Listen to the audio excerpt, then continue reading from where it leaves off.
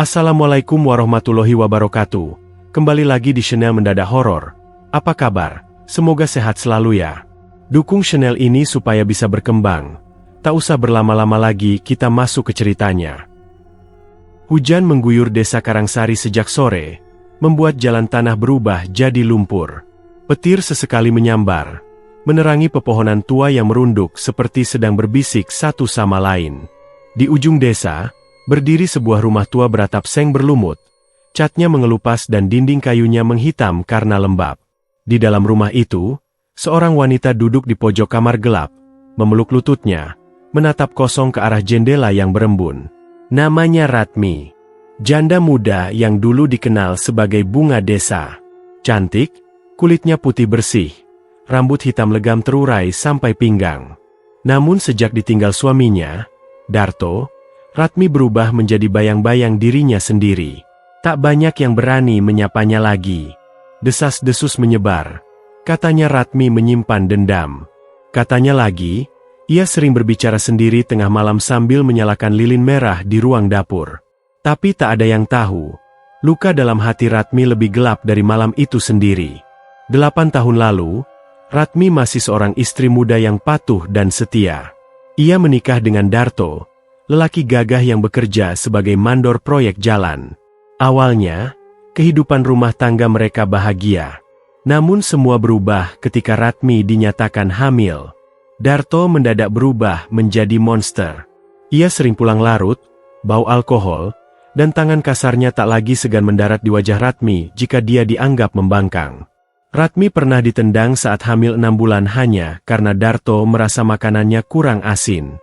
Malam-malamnya diisi tangis dan doa, berharap lelaki itu kembali seperti dulu. Tapi harapan hanya membuat luka makin dalam. Puncaknya, suatu malam Ratmi dibuang dari rumah dalam keadaan berdarah, dan hanya membawa sehelai kain jarik. "Aku muak lihat muka lo. Hamil juga bukan pasti anak gue," teriak Darto, sebelum membanting pintu dan menghilang dari hidupnya. Ratmi menatap perutnya waktu itu, lalu bersumpah dalam hati, "Kalau aku masih hidup, aku akan balas semuanya. Sampai kamu minta ampun dalam kubur sekalipun." Kini, 8 tahun telah berlalu. Anaknya, Dani, meninggal di usia 4 tahun karena demam tinggi yang tak sempat tertolong. Sejak itu, dunia Ratmi sepenuhnya runtuh. Ia kehilangan segalanya. Hanya satu hal yang terus menyala dalam hatinya, dendam. Dendam yang menggerogoti pikirannya setiap hari. Dendam yang membuatnya memandangi paku karatan dengan bayangan wajah Darto terikat di ujungnya. Dari jendela rumahnya, Ratmi bisa melihat desa yang dulu memuja kecantikannya kini menjauh seperti melihat setan. Ibu-ibu mencubit anaknya jika mereka mendekat ke rumahnya. Lelaki hanya berani melirik sekilas, lalu cepat-cepat memalingkan wajah. Tapi Ratmi tak peduli. Ia tak butuh dikasihani. Ia tak butuh teman. Yang ia butuhkan hanyalah satu hal, kekuatan untuk membalas. Malam itu, suara petir tak kunjung reda. Tapi Ratmi tak tidur. Ia malah menyalakan lilin hitam di tengah ruangan, lalu menaburkan bunga kantil dan kemenyan ke atas tikar pandan. Tangannya gemetar saat membuka buku tua berisi mantra kuno peninggalan almarhum neneknya yang dikenal sebagai dukun pesugihan. 4 jalan, 4 penguasa, 4 pengikat. Ratmi membisikkan mantra itu perlahan. Ia tahu apa yang akan ia lakukan bukan hanya terlarang, tapi mematikan. Tapi ia tak peduli. Jika para iblis bersedia memberinya kekuatan, ia akan memberi mereka apapun. Bahkan jiwanya sendiri. Tapi syaratnya satu, biarkan Darto jadi tumbal pertama. Dari balik dinding, terdengar suara gesekan. Seperti kuku yang menyeret di papan kayu. Tapi Ratmi tak takut. Ia malah tersenyum tipis, seakan menyambut sesuatu yang selama ini ia tunggu. "Aku siap. Apapun harganya," bisiknya. Lilin hitam itu tiba-tiba berkedip, lalu mati sendiri. Hening. Hanya hujan dan petir yang menyisakan suara. Tapi dalam kegelapan, Ratmi merasa tak sendirian. Ada bisikan. Ada napas dingin di tengkuknya. Ada suara laki-laki, bukan Darto, bukan siapa-siapa, berbisik dari balik dinding kayu yang basah. Kau telah memanggil kami. Ratmi menutup mata. Tubuhnya menggigil. Tapi senyumnya tak pudar. Sebab malam ini, dendamnya telah diterima. Dan gerbang pesugihan mulai terbuka. Langit Karangsari pagi itu diselimuti kabut tebal. Seolah desa kecil itu sedang dikutuk. Udara dingin menembus tulang. Dan embun menggantung di pucuk-pucuk daun seperti sisa air mata yang belum sempat diseka. Ratmi berjalan perlahan menyusuri pematang sawah yang sepi. Langkahnya mantap, meski matanya tak berkedip, seperti sedang dikendalikan sesuatu yang tak kasat mata. Ia mengenakan kain hitam panjang dan penutup kepala yang membuat wajahnya nyaris tak terlihat. Di tangannya tergenggam buntelan kain putih berisi sesajen, bunga kantil, minyak misik, kemenyan hitam, dan seekor ayam hitam tanpa bulu di leher. Ini bukan sesajen biasa. Ini adalah mahar menuju pintu yang tak semua manusia berani buka. Tujuannya satu, rumah Mbah Lawi, dukun tua yang tinggal di tengah hutan kecil di utara desa. Orang-orang menyebutnya perantara neraka, dukun pesugihan terakhir yang masih hidup dan dikenal mampu membuka lebih dari satu jalur gaib sekaligus. Tapi tak sembarang orang bisa bertemu dengannya. Konon, hanya yang telah ditandai iblis yang akan menemukan jalan ke rumahnya. Ratmi tiba di depan gerbang bambu yang lapuk. Gerbang itu seperti tumbuh dari tanah, dipenuhi sulur dan tanaman liar. Saat ia mendorong pintunya, kayu tua itu berderit seperti menjerit, dan udara mendadak menjadi dingin menusuk. Hutan di balik gerbang tak seperti hutan biasa.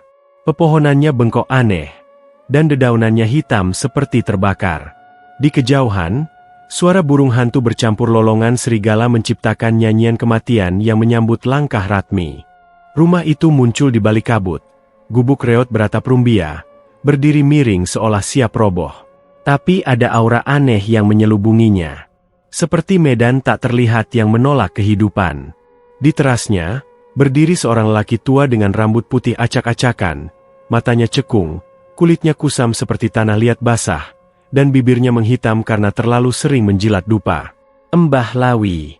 Tanpa berkata apa-apa, lelaki itu membalikkan badan dan masuk ke dalam rumah. Ratmi mengikuti dengan tenang, seakan mereka sudah saling memahami meski belum bertukar kata. Di dalam, bau dupa dan darah menyatu. Dindingnya penuh ukiran aneh dengan simbol-simbol yang tampak berdenyut hidup.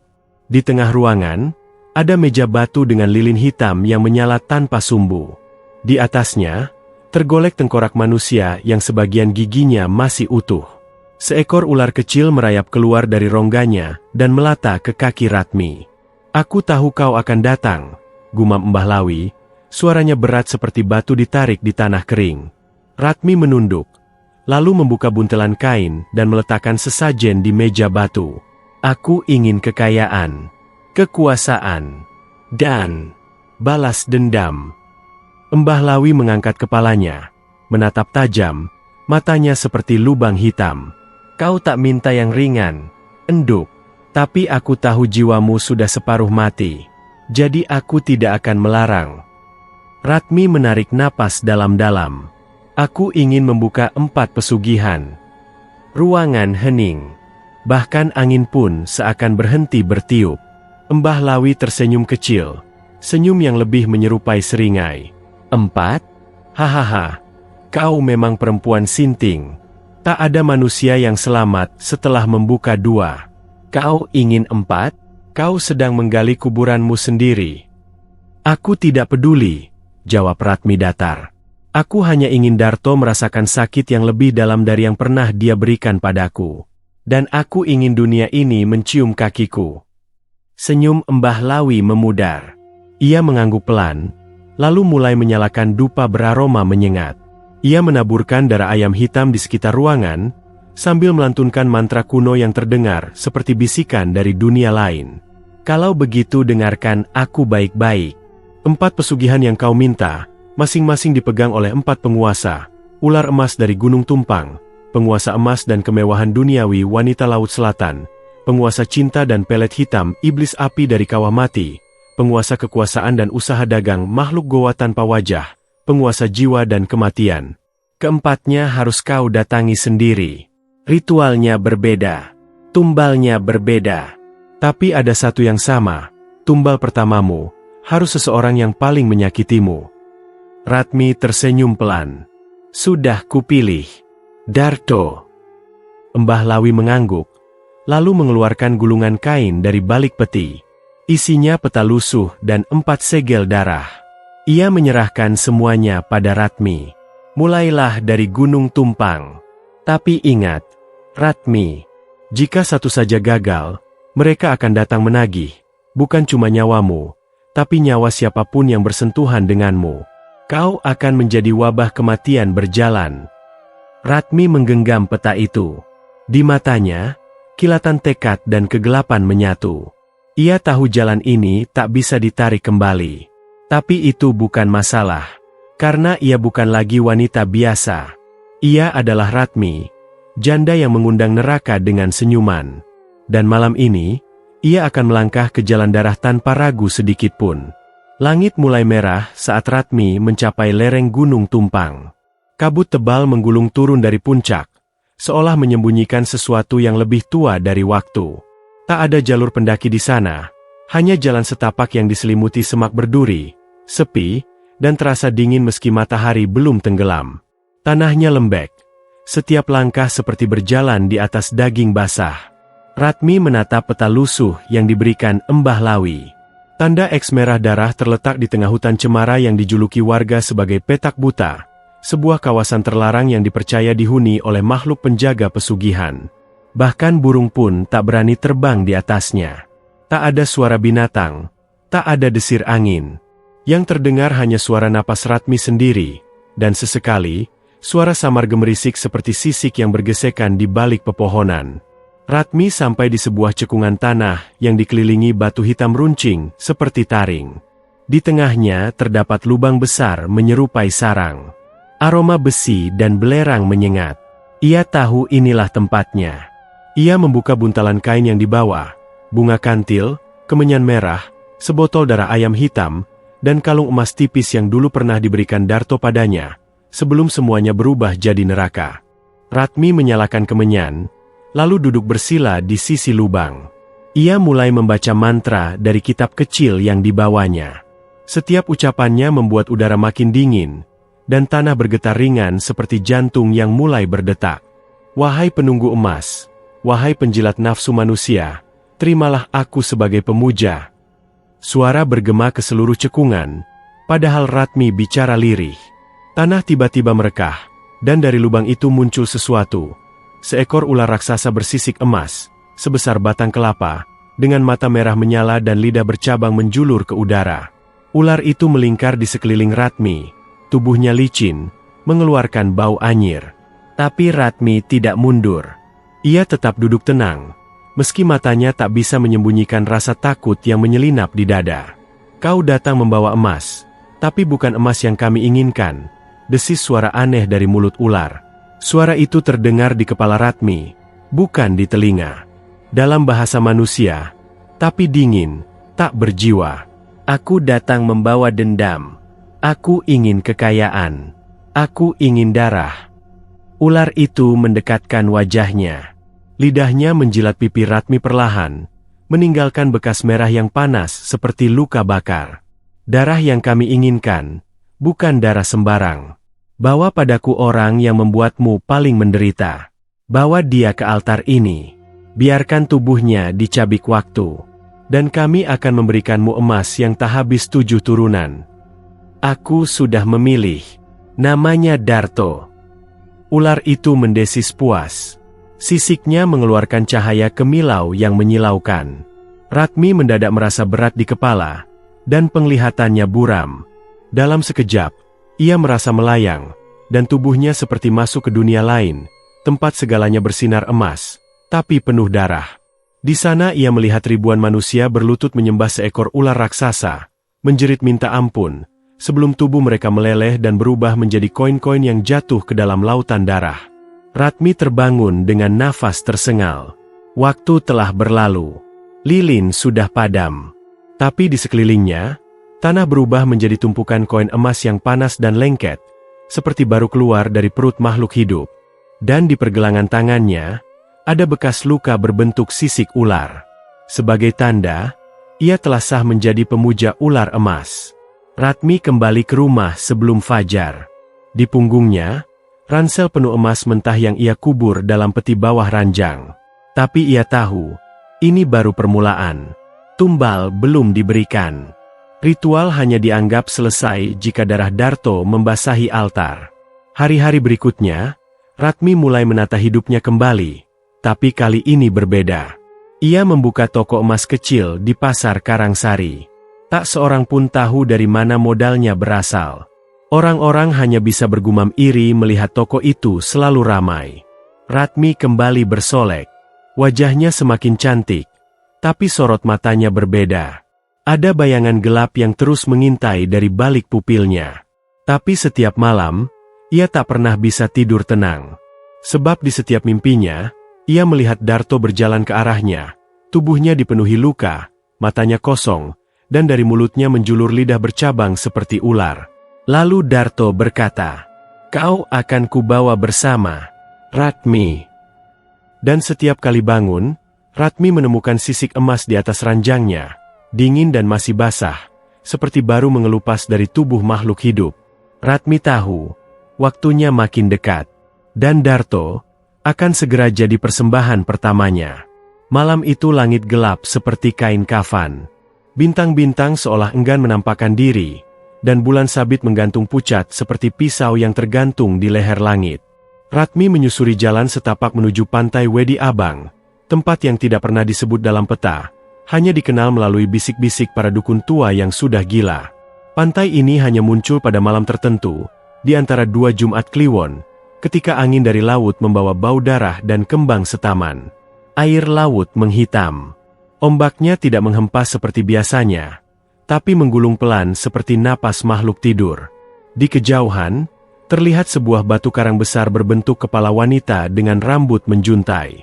Itu bukan kebetulan.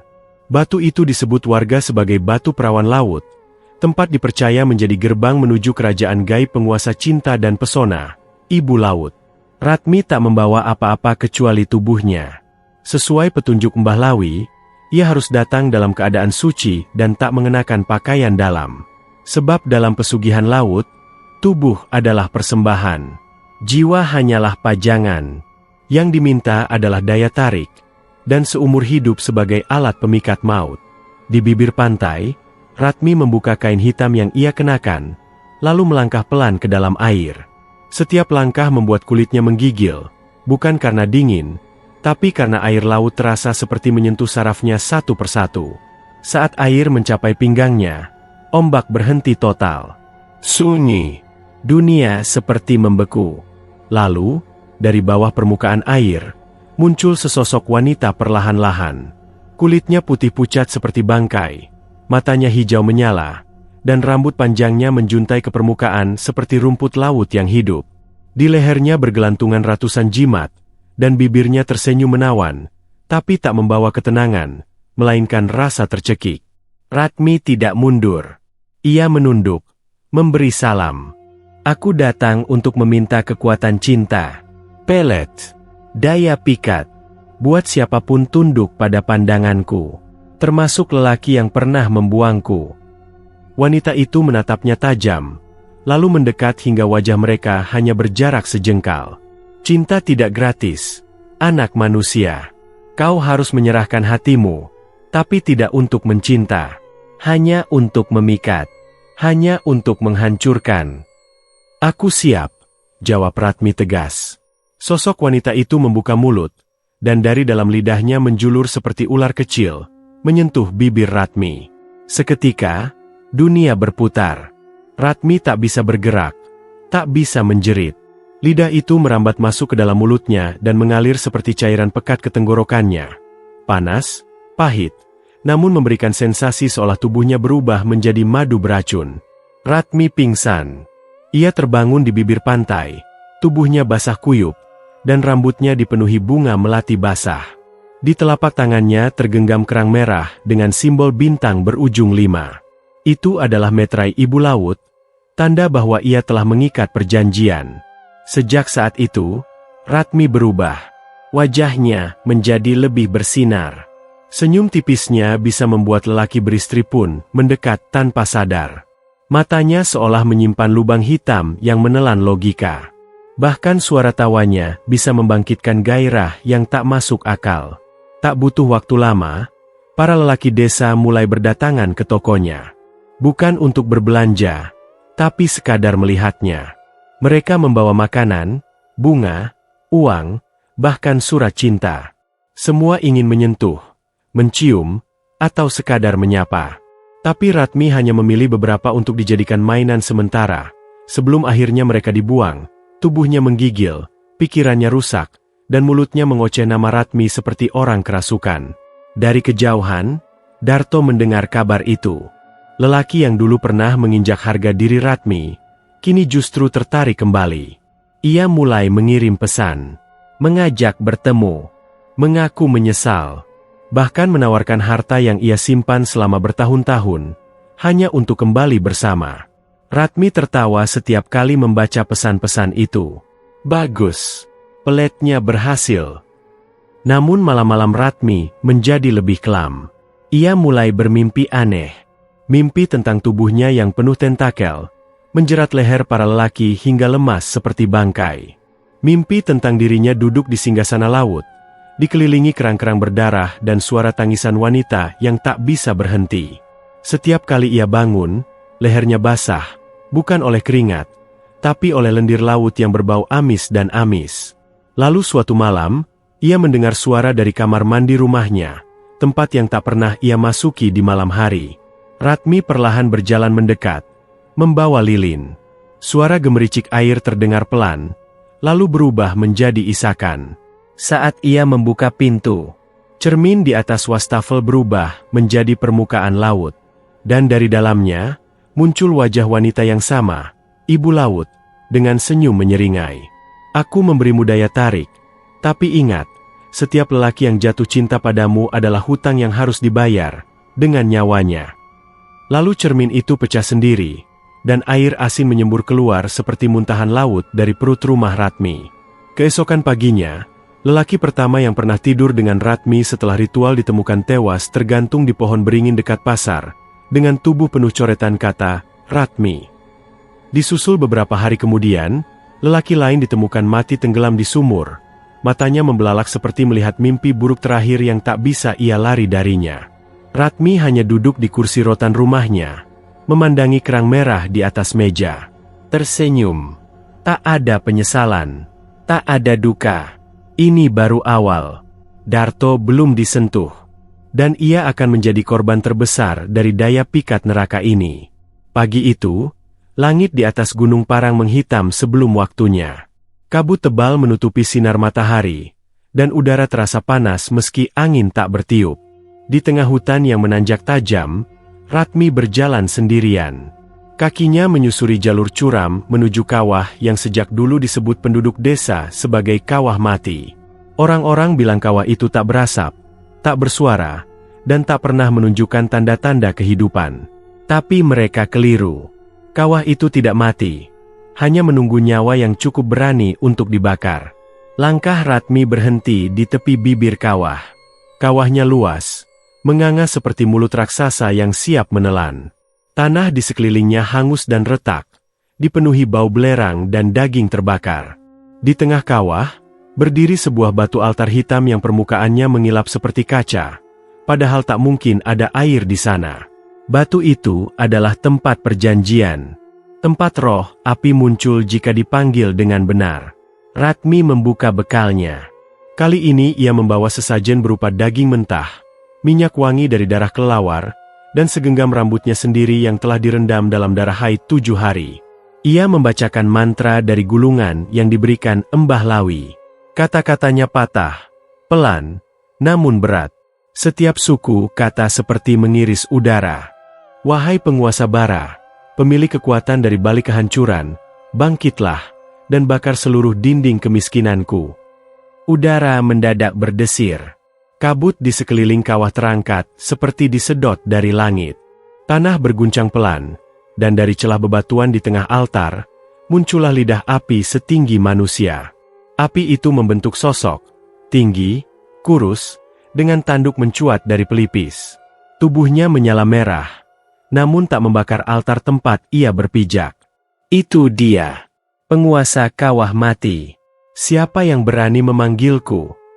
Suaranya seperti kayu terbakar, retak dan menyakitkan. Namaku Ratmi. Aku ingin kekuatan. Aku ingin usahaku melesat. Daganganku harus jadi raja. Dunia harus tunduk. Api itu mengerut, menatap Ratmi dari ujung rambut hingga ujung kaki. Lalu ia tertawa. Tawa yang membuat udara mendesis dan bulu kuduk berdiri. Kau membawa daging, tapi bukan dagingmu. Kau membawa darah, tapi bukan darah nyawa. Ratmi menggigit bibir. Kemudian, tanpa ragu, ia mencabut pisau kecil dari pinggangnya, lalu menyayat paha kanannya sendiri. Darah mengucur deras. Ia meneteskan darah itu ke atas batu altar dan menatap lurus ke arah api. Kalau ini yang kau mau, ambillah. Api mendesis, lalu menyambar darah itu dan membungkusnya. Sesaat kemudian, kobaran itu berubah menjadi bentuk tangan, lalu menyentuh dahi Ratmi. Tubuhnya seketika panas. Tulangnya seperti meleleh dari dalam. Dunia berputar, dan suara jeritan mulai memenuhi telinganya. Jeritan orang-orang yang terbakar hidup-hidup. Dalam penglihatannya yang kabur, Ratmi melihat ribuan manusia berlari dalam kobaran api, membawa karung-karung emas, lalu jatuh satu persatu. Tubuh mereka meledak seperti obor. Di tengah neraka itu, Ratmi melihat dirinya duduk di atas singgasana api, tersenyum, dikelilingi oleh barang dagangan, emas, dan kepala manusia yang dijadikan tiang bendera. Lalu semuanya gelap. Ratmi terbangun di tanah. Mulutnya kering, kulitnya memerah seperti habis terbakar, dan tangan kanannya mengepal sendiri. Saat dibuka, ia menemukan abu hangus berbentuk segel, menempel seperti tato di telapak tangan. Tanda perjanjian telah selesai. 2 minggu kemudian, toko baru Ratmi berdiri di pinggir jalan utama. Sebuah minimarket, lengkap dengan etalase, pendingin, dan stok barang penuh. Tak ada yang tahu dari mana modalnya. Tapi pelanggan datang tak putus-putus. Bahkan toko-toko lama di pasar desa mulai tutup satu persatu. Bangkrut karena dagangan mereka tak lagi laku. Nama Ratmi makin harum. Orang menyebutnya janda ajaib. Apapun yang ia jual, pasti habis. Bahkan barang yang awalnya tak laku, mendadak jadi rebutan. Ia menjual makanan, alat mandi, bahkan batu akik. Semuanya habis. Tak ada yang sadar, setiap barang yang dibeli menyimpan kutukan tak terlihat. Pembeli akan merasa ketagihan, lalu tak bisa berhenti, dan terus kembali, menghabiskan uang tanpa sadar. Namun keberhasilan itu dibayar mahal. Setiap malam, Ratmi mulai mendengar suara bara terbakar dari balik dinding rumahnya. Kadang, bau rambut gosong tercium entah dari mana. Dan suatu malam, saat ia berkaca, ia melihat bayangan seseorang terbakar hidup-hidup di belakangnya. Tapi saat menoleh, tak ada siapapun. Lalu, tubuhnya mulai berubah. Kulitnya kering dan mengelupas seperti arang. Rambutnya rontok satu helai setiap kali ia menjual sesuatu. Dan paling parah, suara tangisan mulai terdengar dari lemari dagangannya. Suara itu pelan, menyayat hati, seperti bayi yang terbakar. Puncaknya terjadi saat seorang anak kecil masuk ke tokonya, membeli sebungkus permen, lalu meninggal dunia seminggu kemudian karena terbakar tanpa sebab di kamarnya sendiri. Warga mulai curiga. Namun Ratmi tetap tersenyum. Tak ada yang bisa membuktikan apapun. Sebab semua jejak api itu adalah api neraka, yang hanya bisa dibawa oleh dia yang sudah menandatangani kontrak. Dan kini, api itu sedang menunggu tumbal utamanya. Darto. Malam itu, Ratmi duduk di beranda rumahnya, menatap api lilin yang menari di depan meja. Ia tahu waktunya semakin dekat. 3 pesugihan sudah ia genggam. 3 iblis telah menanamkan kekuatan dalam tubuhnya. Tapi mereka juga menanamkan kelaparan. Kelaparan akan darah. Kelaparan akan tumbal. Dan Darto akan segera menjadi persembahan pertama yang mengakhiri semua ini, atau justru membukakan gerbang menuju kehancuran yang lebih mengerikan. Langit sore itu berwarna tembaga, seperti luka yang belum mengering. Ratmi melangkah ke dalam hutan yang tak punya nama. Hutan yang tidak tumbuh di peta atau dalam ingatan penduduk desa. Hanya disebut dalam mantra-mantra tua yang dilafalkan para dukun yang telah lama hilang akalnya. Di dalam hutan inilah tersembunyi pesugihan keempat. Pesugihan pemangsa jiwa, tempat perjanjian terakhir akan diikat, dan jiwa Ratmi takkan pernah sama lagi. Mbah Lawi menyebutnya sebagai goa tanpa wajah. Tak seorang pun tahu pasti letaknya. Tapi malam sebelumnya, Ratmi bermimpi dirinya diseret ribuan tangan ke dalam tanah, lalu terbangun dengan kaki berlumpur dan daun busuk di rambutnya. Ia tahu, mimpinya bukan bunga tidur, melainkan undangan. Perjalanan masuk hutan memakan waktu berjam-jam. Pepohonan di sana tinggi, bengkok, dan kulit batangnya mengelupas seperti kulit ular. Tak ada burung, tak ada angin. Udara pekat seperti dipenuhi bisikan yang tak terdengar.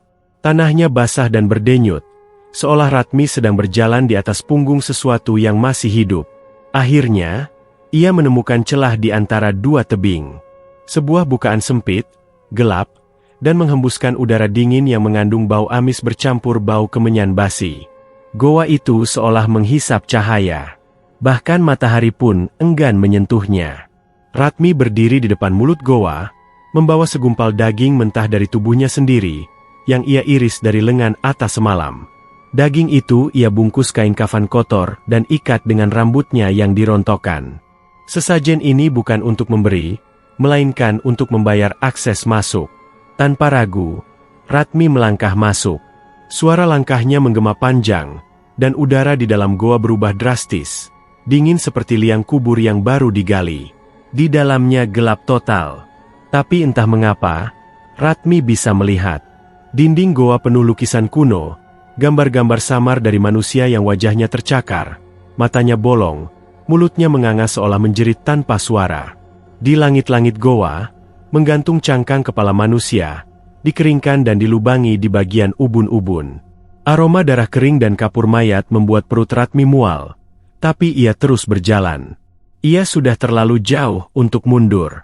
Di ujung lorong, ia sampai pada sebuah ruang terbuka. Tanahnya cekung seperti mangkuk raksasa, dan di tengahnya berdiri sebuah patung tinggi tanpa wajah. Tubuhnya kurus, tangannya panjang menjulur ke bawah, dan dari setiap jari-jarinya tergantung potongan kulit manusia yang masih basah. Patung itu bukan patung biasa. Itu adalah makhluk penjaga pesugihan keempat. Saat Ratmi meletakkan bungkusan daging di depan kaki patung, goa mulai bergetar. Tanah di bawahnya berdenyut, dan suara pelan mulai terdengar. Suara yang tidak keluar dari mulut, tapi dari dalam kepala. Seperti bisikan yang langsung merayap ke dalam otak. Manusia, dagingmu lembek, jiwamu berlumur dendam. Ratmi menunduk. Aku datang untuk meminta kekuatan.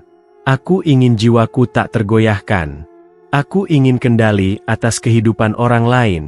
Aku ingin mereka semua tunduk, tanpa alasan. Suara itu menggeram pelan. Apa yang bisa kau beri, selain daging busukmu?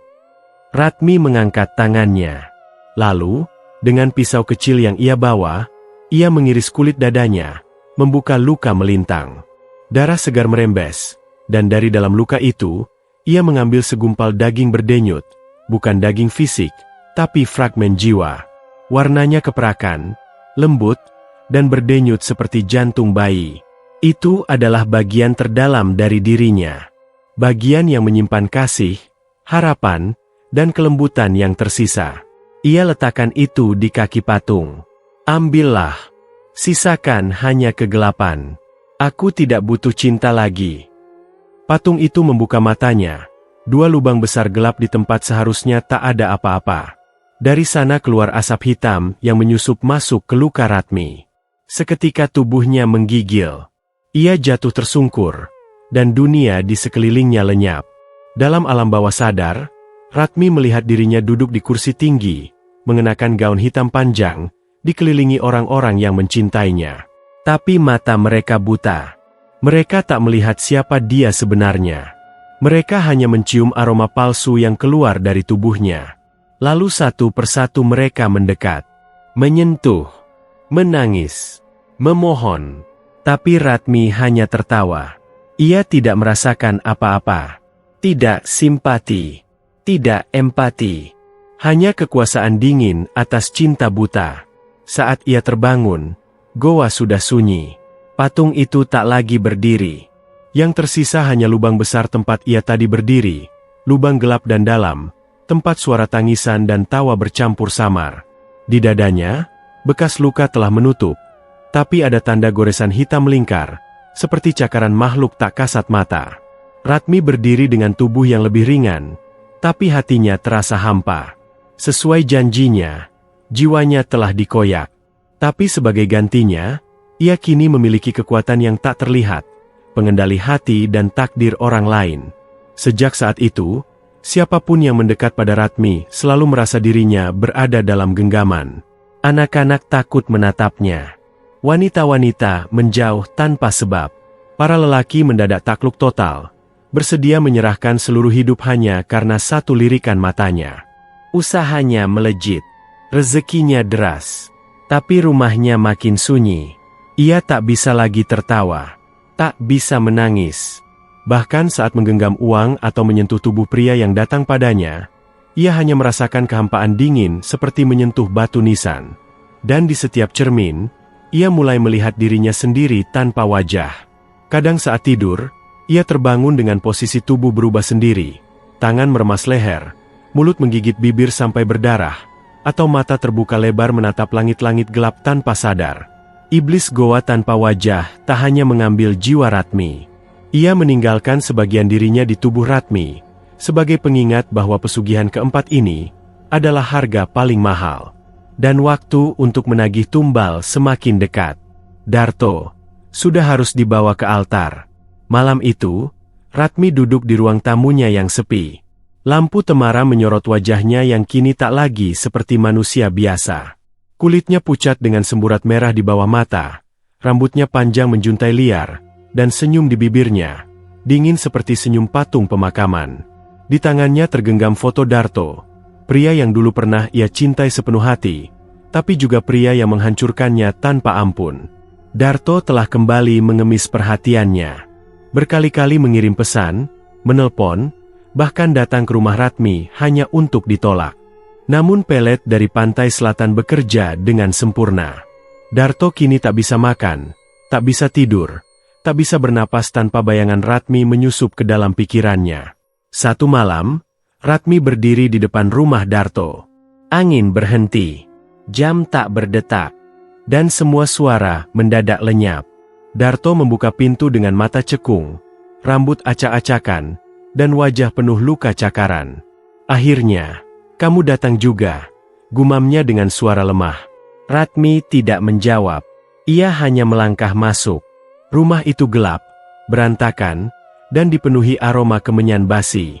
Di meja makan, ada foto-foto Ratmi yang Darto ambil diam-diam. Semuanya ditusuk paku dan dibubuhi darah ayam.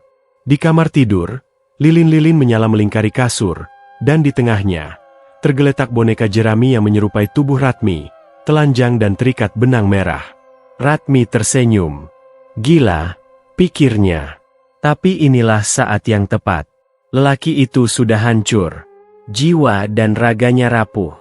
Tubuhnya adalah wadah sempurna untuk menjadi tumbal pertama dari 4 pesugihan. Tidur bersamaku malam ini, bisik Ratmi. Darto mengangguk seperti anjing yang patuh. Ia memeluk Ratmi dengan nafsu dan rasa rindu yang membuncah seperti lava. Namun malam itu bukan malam cinta. Itu adalah malam terakhir bagi tubuh Darto untuk merasakan dunia. Pukul 3 dini hari. Ratmi membuka mata. Ia sudah duduk di atas dada Darto yang tertidur lelap, telanjang dan tak sadar. Tangannya menggenggam pisau persembahan dari Mbah Lawi, terbuat dari tulang tangan manusia dan diukir dengan mantra kutukan. Ia menggambar simbol api, laut, ular, dan wajah tanpa bentuk di dada Darto dengan darah ayam hitam. Lalu ia mulai membaca mantra. Suaranya pelan tapi menusuk, membuat suhu ruangan turun drastis, dan lilin-lilin di kamar mati satu persatu. Darto menggeliat, namun matanya tak pernah benar-benar terbuka. Ia mulai menangis dalam tidurnya. Suara isak pelan, seperti anak kecil yang ditinggal di tengah hutan. Bibirnya bergerak, menggumam pelan. "Ratmi, jangan tinggalkan aku cinta kamu, aku menyesal." Tapi Ratmi hanya melanjutkan ritualnya. Tangannya merobek dada Darto perlahan, membelah kulit dan daging tanpa menyentuh organ dalam. Tak ada darah muncrat, hanya cairan hitam kental yang keluar, berbau amis seperti bangkai tikus dalam karung. Saat lubang itu terbuka cukup besar, Ratmi melihatnya. Segumpal cahaya kecil berwarna merah menyala. Itulah jiwa Darto, rapuh, luka, dan penuh rasa bersalah. Dengan kedua tangannya, Ratmi mencabut jiwa itu dan memegangnya erat. Tangannya gemetar. Ada bagian dalam dirinya yang berteriak, yang masih menyimpan rasa sayang, yang ingin menangis. Tapi semuanya telah mati sejak ia menyerahkan dirinya pada iblis.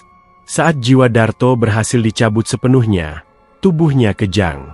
Lalu matanya terbuka lebar. Tak ada lagi kehidupan. Hanya mata putih penuh kengerian, dan wajah yang membeku dalam ekspresi penderitaan abadi. Di luar rumah, 4 bayangan muncul dari kegelapan. Ular emas, ibu laut, api kawah, dan makhluk tanpa wajah. Mereka berdiri di halaman, mengangguk puas, lalu menghilang bersama angin. Ratmi meletakkan jiwa Darto ke dalam kotak kayu berisi tanah dari 4 tempat pesugihan. Kotak itu kemudian dikubur di bawah pohon jambu tua di belakang rumahnya. Sebuah pohon yang konon menjadi tempat para tumbal bermukim dalam keabadian. Keesokan paginya, Darto ditemukan tak bernyawa. Tapi anehnya, tak ada luka di tubuhnya. Polisi menyimpulkan serangan jantung. Tapi semua orang tahu, wajahnya saat ditemukan menyimpan sesuatu yang tak bisa dijelaskan, seperti seseorang yang bertemu dengan setan di detik terakhir hidupnya. Ratmi datang ke pemakamannya. Ia berdiri di antara para pelayat yang menangis. Tapi matanya kering. Dan di balik kerudung hitamnya, ia tersenyum. 1 tumbal telah diberikan. 3 lagi akan menyusul. Namun malamnya, Ratmi tidak tidur dengan tenang. Ia terbangun dengan tubuh kaku. Kamar terasa dingin, dan dari sudut ruangan terdengar suara napas berat. Saat ia menoleh, ia melihat sosok Darto, bukan tubuhnya, tapi jiwanya yang sudah dicabut, berdiri menatapnya. Matanya merah, tubuhnya transparan, dan mulutnya bergerak pelan. "Aku mencintaimu, tapi kenapa kau bunuh aku?" Ratmi ingin berteriak, tapi suaranya tercekat. Darto melayang mendekat, dan tubuhnya mulai membusuk di depan mata Ratmi. Dagingnya mengelupas, darah mengalir ke lantai, dan tulangnya mencuat seperti paku-paku tajam. "Kalau kau pikir ini berakhir, kau salah, Ratmi. Kau telah membuka gerbang yang tak bisa ditutup. Dan jiwa-jiwa yang akan kau tumbalkan nanti, tidak semuanya akan diam." Lalu Darto lenyap, dan Ratmi menangis untuk pertama kalinya. Tapi air matanya bukan bening, melainkan darah. Sudah 7 hari sejak Darto dikuburkan, namun rumah Ratmi tak pernah benar-benar sunyi. Setiap malam, pintu lemari terbuka sendiri. Cermin kamar retak tanpa sebab. Lilin di ruang sembahyang meleleh meski tak pernah dinyalakan. Dan bau amis darah kadang muncul dari sudut-sudut rumah, seperti bangkai yang disembunyikan di balik dinding. Ratmi tak lagi tidur di kamar. Ia pindah ke ruang tamu, duduk bersandar di sofa dengan tubuh menyusut, mata cekung, dan kulit yang makin pucat seperti kertas perjanjian tua. Di balik kekayaan dan kuasa yang ia miliki sekarang, hatinya digerogoti ketakutan. Sebab sejak Darto meninggal, ia mulai diganggu oleh 3 entitas sekaligus. Iblis-iblis pesugihan yang dulu memberikan kekuatan kepadanya. Namun kini, mereka bukan lagi pemberi. Mereka adalah penagih. Malam pertama datang dari makhluk tanpa wajah. Ratmi sedang menutup pintu ketika suara derak tulang terdengar dari belakang. Saat menoleh, ia melihat sosok tinggi menjulang berdiri di pojok ruang. Seluruh tubuhnya hitam dan kering seperti kayu terbakar, dan kepalanya kosong. Tak ada mata, tak ada mulut. Hanya permukaan datar yang mengisap cahaya seperti lubang hitam. Makhluk itu melangkah pelan. Setiap langkahnya membuat lantai berderak, dan Ratmi merasa tubuhnya membeku. Saat makhluk itu mengangkat tangannya yang panjang, telunjuknya menusuk udara seperti mencoret sesuatu tak terlihat, dan dari jari itu keluar asap hitam yang membentuk huruf-huruf di dinding. Tumbal pertama telah jatuh. Tumbal kedua harus diberikan dalam 7 hari. Ratmi berteriak dan berlari keluar. Namun ketika ia menoleh, rumahnya kembali kosong. Tapi dinding itu tetap tertulis dengan asap yang membekas seperti ukiran arang di tembok. Malam kedua, api kawah mati datang. Saat Ratmi sedang mandi, air berubah menjadi panas, lalu mendidih. Uap tebal memenuhi kamar mandi, dan dari dalam cermin yang berembun, muncul wajah dirinya sendiri, namun versi terbakar. Kulitnya meleleh, matanya putih, dan lidahnya menjulur panjang seperti terbakar dari dalam. Sosok di cermin berbicara, namun bukan dengan suara Ratmi. Suaranya dalam, serak, seperti orang yang terbakar hidup-hidup. Kekayaan yang kau genggam adalah bara. Kau hanya memegang abu dari tubuh orang yang kau tumbalkan. Tumbal kedua harus berjiwa terang. Kami haus. Kami lapar. Ratmi menghantam cermin dengan tangan, memecahnya menjadi serpihan. Tapi di setiap pecahan itu, bayangan wajah terbakar tetap menatapnya. Malam ketiga adalah yang terburuk. Ibu laut datang melalui lantai kamar, seperti lendir asin yang merayap keluar dari retakan ubin. Ratmi sedang tertidur ketika ia merasakan tempat tidurnya basah. Saat membuka mata, seluruh ruangan telah berubah menjadi bawah laut, tapi semuanya hitam dan tak bersuara. Di ujung ranjangnya, berdiri ibu laut, dengan rambut basah menutupi seluruh tubuhnya, dan tangan panjang seperti sirip ikan yang tajam. Senyumnya memikat, tapi matanya kosong seperti karang mati. Semua cinta yang datang padamu akan mati dalam air. Jika tak kau berikan tumbal berikutnya, kami akan mengambil balik pelet yang telah kami tanam, dan tubuhmu akan jadi umpan bagi ikan-ikan neraka. Lalu makhluk itu meloncat ke tubuh Ratmi, dan membenamkannya ke dalam kasur seperti air. Ratmi berteriak, tapi hanya gelembung yang keluar dari mulutnya. Ia merasa paru-parunya terisi air asin. Tubuhnya membeku, dan pikirannya mulai tenggelam ke dalam ruang kosong. Ia terbangun dengan tubuh kuyup dan paru-paru sakit, seperti baru diselam paksa. Selama 4 hari berikutnya, Ratmi hidup dalam ketakutan. Setiap malam 1 dari 3 iblis itu datang. Kadang bergantian, kadang bersamaan. Rumahnya menjadi perangkap terkutuk, penuh bayangan, suara langkah, dan bau darah. Ia tak bisa tidur, makan, atau bicara dengan siapapun. Dan tanda paling mengerikan, tanaman di halaman rumahnya tumbuh dengan cepat, tapi bentuknya aneh. Akar-akarnya menjalar ke dinding, daunnya lebar seperti tangan manusia, dan setiap malam, bunga-bunganya mengeluarkan suara lirih seperti rintihan bayi. Di tengah semua itu, Ratmi tahu, ia harus segera memberikan tumbal kedua. Tapi kali ini, ia tak bisa memilih sembarangan. Darto adalah korban yang berkaitan langsung dengan dendamnya. Ia mantan suami, penyebab luka. Tapi siapa selanjutnya? Iblis tidak meminta sembarang jiwa. Mereka menginginkan jiwa bersinar, jiwa yang polos, yang tak menyimpan dosa. Suatu malam, Ratmi membuka album foto lamanya. Di halaman kelima, ia menemukan foto Murni, keponakannya sendiri. Gadis remaja berusia 17 tahun, yatim piatu, lugu, dan sering mengunjunginya untuk meminta uang jajan. Murni sangat menyayangi Ratmi, dan menganggapnya sebagai ibu kedua. Tangannya gemetar. Bukan dia. Tapi ingatannya langsung terisi suara dari goa tanpa wajah, yang terikat darah lebih kuat dalam ritual. Semakin bersih, semakin sempurna.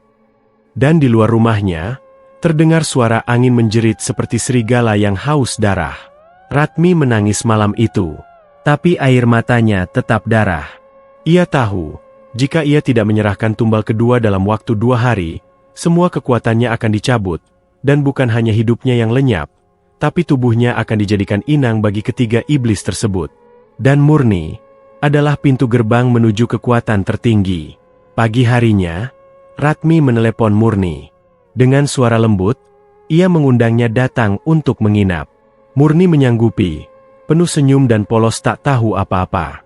Dan Ratmi Untuk pertama kalinya, merasa jijik pada dirinya sendiri. Tapi ia tak bisa mundur. Perjanjian sudah tertulis. Darah sudah diserap tanah. Dan 3 iblis sudah menunggu. Langit sore menggantung muram ketika Murni turun dari angkot dan melangkah ke rumah bibinya. Gadis itu mengenakan kaos putih dan celana kain sederhana. Wajahnya bersih, polos, dengan mata yang memancarkan kepercayaan.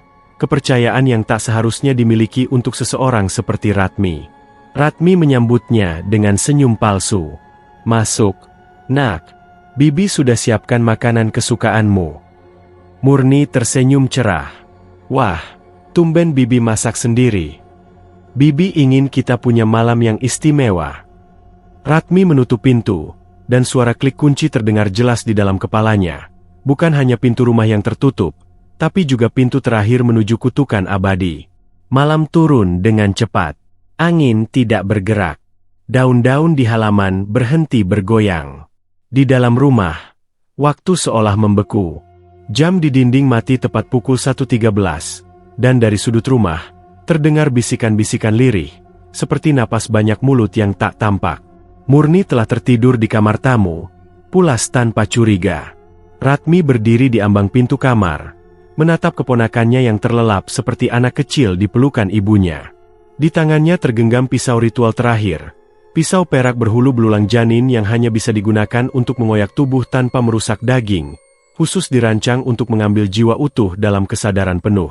Tapi tangan Ratmi gemetar. Ini berbeda. Ini bukan Darto. Bukan laki-laki yang menghancurkan hidupnya.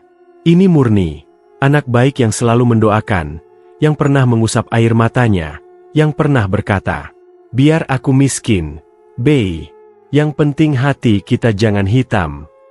Kini, Ratmi justru menjadi lebih dari hitam.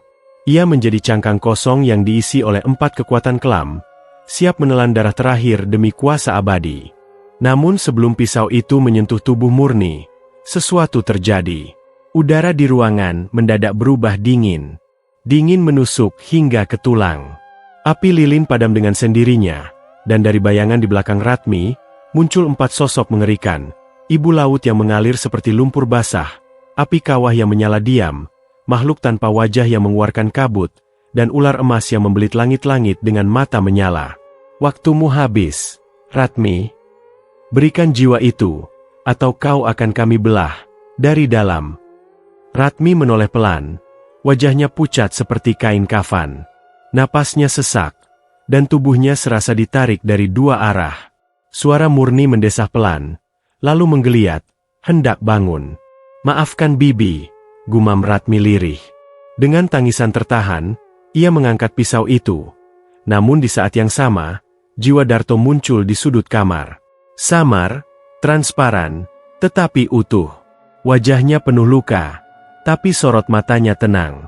"Jangan lakukan ini, Ratmi. Kau masih bisa keluar dari semua ini. Jangan bunuh satu-satunya orang yang mencintaimu tanpa syarat." Ratmi terguncang. 4 iblis di belakangnya meraung. "Terlambat. Tumbal atau mati." Ratmi menjerit, memeluk kepala, tubuhnya terhempas ke lantai. Pisau terlempar. Tubuhnya menggeliat seperti orang kesurupan. Dan dari mulutnya, keluar asap hitam bercampur darah. Iblis-iblis itu berteriak bersamaan, lalu membelah udara dan menyusup masuk ke tubuh Ratmi. Di dalam pikirannya, Ratmi terperangkap dalam ruang tanpa cahaya. Ia melihat dirinya duduk di tengah lingkaran api, dikelilingi bayangan-bayangan menertawakannya. Tangan-tangan melambai, menggoda. Wajah-wajah Darto, Murni, orang-orang desa, semua menatapnya penuh jijik. "Kau hanya janda hina. Kau tak lebih dari wadah kotor." Jiwa yang menjual dirinya tak akan mati, tapi dilahap perlahan. Tiba-tiba, tubuhnya mulai terbelah dari dalam. Jantungnya berdetak tak beraturan. Matanya menghitam. Rambutnya memanjang, membusuk. Di antara itu semua, ia mendengar suara Murni menangis dari kejauhan. "Bey, kenapa kau tega?" Ratmi menjerit. Tapi jeritannya tak lagi manusiawi. Pagi itu, Warga desa menemukan rumah Ratmi hangus sebagian. Dinding belakang runtuh, pohon jambu di halaman belakang menghitam seperti disambar petir. Namun yang lebih mengerikan adalah kondisi tubuh Ratmi. Ia ditemukan duduk di kursi ruang tamu, telanjang, mata kosong, kulit menghitam, dan tubuhnya dicakar dari dalam, seolah ada yang meronta keluar. Tapi tidak ada luka terbuka. Tidak ada darah tercecer. Hanya aroma kemenyan bercampur belerang dan bunga busuk yang memenuhi ruangan. Murni ditemukan pingsan di kamar tamu, tak mengalami luka. Tapi sejak kejadian itu, ia bisu total. Tidak bisa bicara, tidak bisa menangis. Hanya duduk, menggenggam liontin milik Ratmi, dan menatap kosong keluar jendela. Banyak yang percaya jiwa Ratmi tidak sepenuhnya mati. Ia kini menjadi penunggu pohon jambu di belakang rumah. Konon, setiap malam Jumat, terdengar suara perempuan menangis di bawah pohon itu, lalu berubah menjadi tawa cekikikan sebelum hilang tertelan angin. Sebagian warga percaya Ratmi tidak menumbalkan Murni. Sebagian lagi percaya, ia akhirnya mengorbankan dirinya sendiri, membagi jiwanya ke 4 iblis, dan mengurung dirinya di antara 2 dunia. Sebagai penjaga, sebagai bayangan, sebagai peringatan, bahwa kekuatan yang dibeli dengan darah, akan selalu menagih lebih dari yang kau kira.